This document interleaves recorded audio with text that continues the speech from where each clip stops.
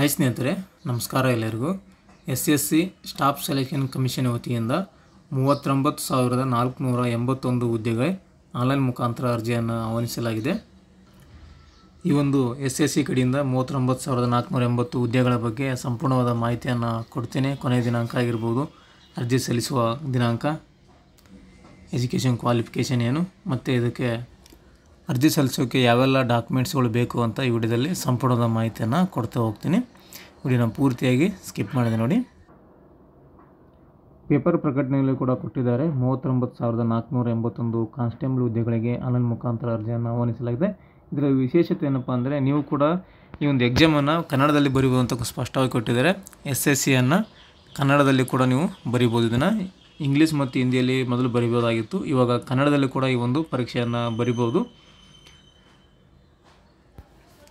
ನಮ್ಮೊಂದು ಕರ್ನಾಟಕಕ್ಕೆ ಒಟ್ಟು 897 ಹುದ್ದೆಗಳನ್ನು ಒಳಗೊಂಡಿದೆ. ಇಲ್ಲಿ ನೋಡ್ತಾ ಇದ್ದೀರಾ, 897 ಹುದ್ದೆ. ಇದರಲ್ಲಿ BSF, ICSF, CRCF, SSB, ITBT, Assam rifle ಒಟ್ಟು 897 ಹುದ್ದೆಗಳನ್ನು ಈ ಒಂದು ಕರ್ನಾಟಕಕ್ಕೆ ಲಭಿಸಿದೆ. ಹಾಗೂ ನೆಕ್ಸ್ಟ್ ವಿಡಿಯೋದಲ್ಲಿ ಈ ಒಂದು SSCಗೆ ಈ ಒಂದು ಕಾನ್ಸ್ಟೇಬಲ್ ಹುದ್ದೆಗಳಿಗೆ ಯಾವ ರೀತಿ ಅರ್ಜಿಯನ್ನು ಸಲ್ಲಿಸುವಂತ ಕೂಡ ತಿಳಿಸಿಕೊಡ್ತೇನೆ. ಈ ಹಿಂದೆ ಒಂದು ವಿಡಿಯೋ ಕೂಡ ಮಾಡಿದ್ದೇನೆ, ಆ ಒಂದು ವಿಡಿಯೋ ಕೂಡ ಲಿಂಕನ್ನು ಡಿಸ್ಕ್ರಿಪ್ಷನಲ್ಲಿ ಕೂಡ ಹಾಕಿರ್ತೀನಿ, ನೋಡ್ಕೊಳ್ಳಿ. ಮತ್ತು ಈ ಒಂದು ಹುದ್ದೆಗಳಿಗೆ ಪೇಮೆಂಟ್ ನೋಡೋದಾದರೆ application fees for all candidate 100 ರೂಪೀಸನ್ನು ಇಟ್ಟಿದ್ದಾರೆ. ಎಲ್ಲರಿಗೂ ಬರುತ್ತಿದ್ದು, ಸಾಮಾನ್ಯ ಜನರಲ್ ಕ್ಯಾಟಗರಿಗೆ 100 ರೂಪಾಯಿ ಇದೆ. ವುಮೆನ್ನು ಮತ್ತು SC ST ex serviceman ಅಭ್ಯರ್ಥಿಗಳಿಗೆ ನಿಲ್ಲಿದೆ. ಯಾವುದೇ ರೀತಿ ಪೇಮೆಂಟ್ ಇರೋದಿಲ್ಲ, 0 ಪೇಮೆಂಟ್ ಇರುತ್ತೆ. ಪೇಮೆಂಟ್ ಮೋಡ್ ಬಂದು ಥ್ರೂ ಭೀಮ್ UPI, net banking, debit card, credit card ಮುಖಾಂತರ ನೀವು ಪೇಮೆಂಟನ್ನು ಮಾಡ್ಕೋಬೋದು ಅಂತ ಕೊಟ್ಟಿದ್ದಾರೆ. ಅದೇ ರೀತಿಯಾಗಿ ಇಂಪಾರ್ಟೆಂಟ್ ಡೇಟ್ಸನ್ನು ನೋಡೋದಾದರೆ, ಆನ್ಲೈನ್ ಮುಖಾಂತರ ಅರ್ಜಿ ಪ್ರಾರಂಭ ಆಗಿದ್ದ ದಿನಾಂಕ 5/9/2024ಕ್ಕೆ ಪ್ರಾರಂಭ ಆಗಿದೆ. ಕೊನೆಯ ದಿನಾಂಕ last date for online apply ಅಂತ ಕೊಟ್ಟಿದ್ದಾರೆ 14/10/2024 ಮಧ್ಯರಾತ್ರಿ 12:12ವರೆಗೂ ಕೊಟ್ಟಿದ್ದಾರೆ. ಅಂದರೆ 1 ತಿಂಗಳ ಕಾಲಾವಕಾಶವನ್ನು ಕೊಟ್ಟಿದ್ದಾರೆ. ಮುಂದಿನ ತಿಂಗಳ 14ನೇ ತಾರೀಕುವರೆಗೂ ಆನ್ಲೈನ್ ಅಪ್ಲಿಕೇಶನ್ ಹಾಕೋಬೋದು. ಇಲ್ಲಿ date of window application form correction ಅಂತ ಕೊಟ್ಟಿದ್ದಾರೆ. ಈ ಒಂದು ನೀವು ಏನಾದರೂ ಅಪ್ಲಿಕೇಶನಲ್ಲಿ ಕರೆಕ್ಷನ್ ಮಾಡ್ಕೋಬೇಕಂದ್ರೆ ಅದಕ್ಕೆ ಕೂಡ ಅವಕಾಶವನ್ನು ಕೊಟ್ಟಿದ್ದಾರೆ.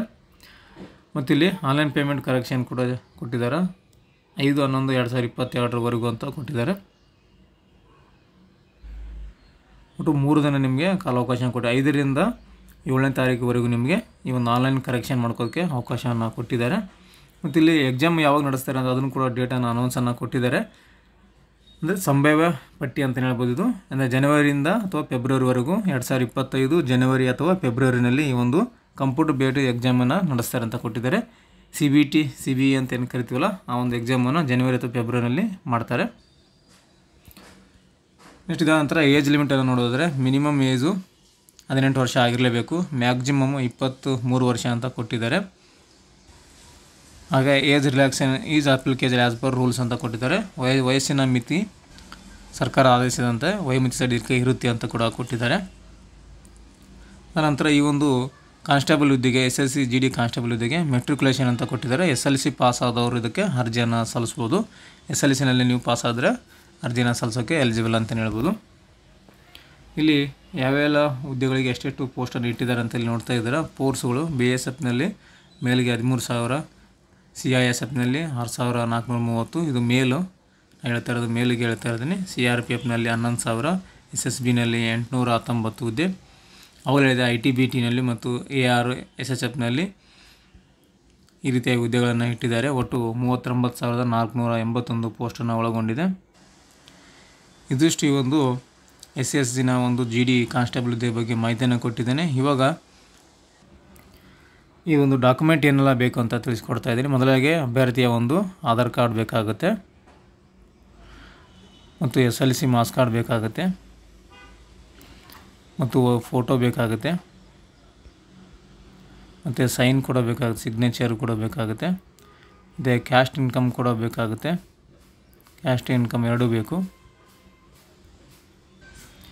ಕಾಮನ್ ಆಗಿ ಮೊಬೈಲ್ ನಂಬರು ಮತ್ತು ಇಮೇಲ್ ID ಕೂಡ ಬೇಕಾಗುತ್ತೆ. ಇಮೇಲ್ ID ಕಂಪಲ್ಸರಿ ಬೇಕು. ಇವಿಷ್ಟು ಡಾಕ್ಯುಮೆಂಟ್ ಇದ್ದರೆ ನೀವು ಈ ಒಂದು SSC GD ಆನ್ಲೈನ್ ಅಪ್ಲಿಕೇಶನ್ಗೆ ಅರ್ಜಿಯನ್ನು ಸಲ್ಲಿಸ್ಕೋಬೋದು. ಸ್ನೇಹಿತರೆ, ಇದಿಷ್ಟು ಈ ಒಂದು SSC GD ಕಾನ್ಸ್ಟೇಬಲ್ ಹುದ್ದೆ ಬಗ್ಗೆ ಮಾಹಿತಿಯನ್ನು ಕೊಟ್ಟಿದ್ದೇನೆ. ಹೆಚ್ಚಿನ ಮಾಹಿತಿ ಬೇಕು, ಏನಾದರೂ ಡೌಟ್ಸ್ಗಳಿದ್ದರೆ, ಕ್ವಶನ್ ಕೇಳಿದರೆ ಕಮೆಂಟ್ ಮಾಡಿ, ಕಮೆಂಟಲ್ಲಿ ನಿಮಗೆ ಉತ್ತರನ ಕೊಡ್ತೀನಿ. ಮತ್ತು ನೆಕ್ಸ್ಟ್ ವಿಡಿಯೋದಲ್ಲಿ ಯಾವ ರೀತಿ ಅರ್ಜಿಯನ್ನು ಸಲ್ಲಿಸೋದು ಹೇಗೆ ಅಂತ ತಿಳಿಸ್ಕೊಡ್ತಾ ಇದ್ದೀನಿ. ಹಾಗೆ ಇನ್ನೊಂದು ವಿಡಿಯೋದಲ್ಲಿ ಕೂಡ ಈ ಒಂದು SSC GD ಬಗ್ಗೆ ಸಿಲೆಬಸ್ ಬಗ್ಗೆ ಒಂದು ವಿಡಿಯೋ ಕೂಡ ಮಾಡಬೇಕಂತ ಅಂದ್ಕೊಂಡಿದ್ದೀನಿ.